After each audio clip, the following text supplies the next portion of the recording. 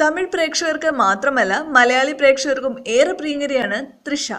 തൃഷയുടെ ആദ്യ മലയാള ചിത്രമായ ഹേയ് ജൂഡിന് തുടക്കമായി.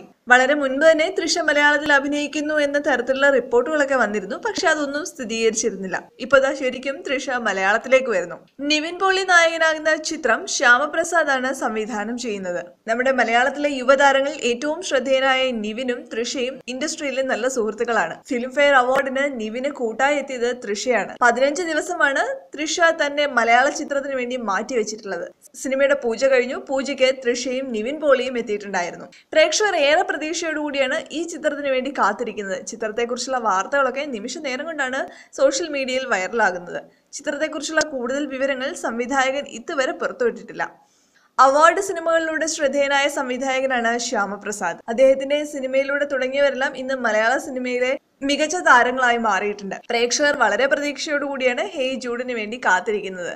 തെന്നിന്ത്യൻ താരറാണിക്കൊപ്പം യുവതാരം നിവിൻ പോളിയും തകർപ്പൻ പ്രകടനം കാഴ്ചവെക്കുമെന്ന പ്രതീക്ഷയിലാണ് ഇരുവരുടെയും ആരാധകർ. മലയാള സിനിമയിലേക്ക് ഒരാൾ കൂടി തിരിച്ചു വരുന്നു. അത് മറ്റാരുമല്ല, മലയാളികളുടെ പ്രിയപ്പെട്ട കാവ്യ മാധവനാണ്.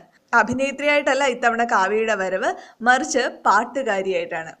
ഹിദിയ എന്ന ചിത്രത്തിൽ മുരുകൻ കാട്ടാക്കട എഴുതി ശരത്ത് സംഗീത സംവിധാനം ചെയ്ത പാട്ടാണ് കാവ്യ പാടിയത്. പാട്ട് ഇതിനോടകം തന്നെ യൂട്യൂബിൽ ഹിറ്റാണ്. ഏകദേശം 2.5 മണിക്കൂർ വരുന്ന പാട്ട് 2 മണിക്കൂർ കൊണ്ടാണ് കാവ്യ പാടിത്തീർത്തത്. ഈ പാട്ടിന്റെ റെക്കോർഡിംഗ് തനിക്ക് നല്ലൊരു അനുഭവമായിരുന്നുവെന്നും പ്രത്യേകിച്ച് സംഗീത സംവിധായകൻ ശരത്തിന്റെ പാട്ട് പാടാൻ തനിക്ക് വളരെയധികം ആഗ്രഹമുണ്ടായിരുന്നുവെന്നും കാവ്യ പറഞ്ഞു.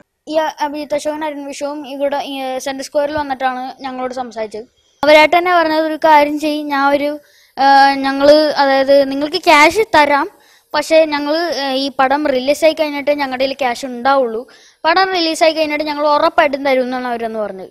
പടം റിലീസാകുമ്പോൾ തരാമെന്നല്ലേ പറഞ്ഞത്. അപ്പോൾ എപ്പോഴാണ് ഏകദേശം എപ്പോൾ തരാൻ പറ്റും എന്ന് ഞാൻ ചോദിച്ചു. അപ്പോൾ അവർ പറഞ്ഞു,